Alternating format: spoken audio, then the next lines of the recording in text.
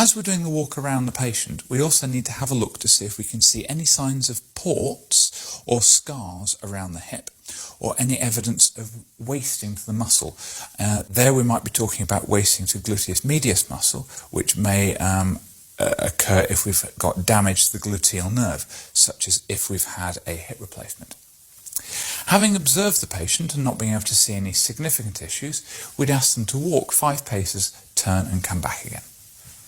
As the patient's walking, so we're looking at the normal stance phase and swing phase of the legs as we do so, and there's no obvious changes to the hip, so we've got a normal gait there. So we need the 5 paces to make sure that the patient is getting into their normal gait rhythm, and also we're looking to make sure we've got a normal heel strike and toe off routine as we're doing that walk. And in terms of looking at the hip, we need to do a Trendelenburg's test. So if you could just lift up your shirt ever so slightly. So what we're looking here for is the anterior superior iliac spines. And I'm going to place my hands either side of that, and then I would like you to raise the leg on whichever side I tap.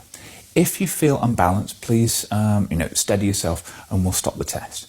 And what we're hoping for is as you take the weight off one side, we'll actually see your pelvis rise up ever so slightly. Okay, so there's the front of the hip. So if you raise that leg up for me. Okay, so we've got a slight raise, but crucially, it's not dipped down. And put this leg back down. And the same again on this side. Up.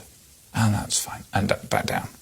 Now, if we did have an abnormality, if you could just raise this leg and drop that hip down. There we go. Perfect. And back up. So if we did see that drop, then we'd be looking at a positive Trendelenburg sign, and we'd be worried that there was a weakness to the muscles of the hip, particularly the adductors, such as gluteus medius.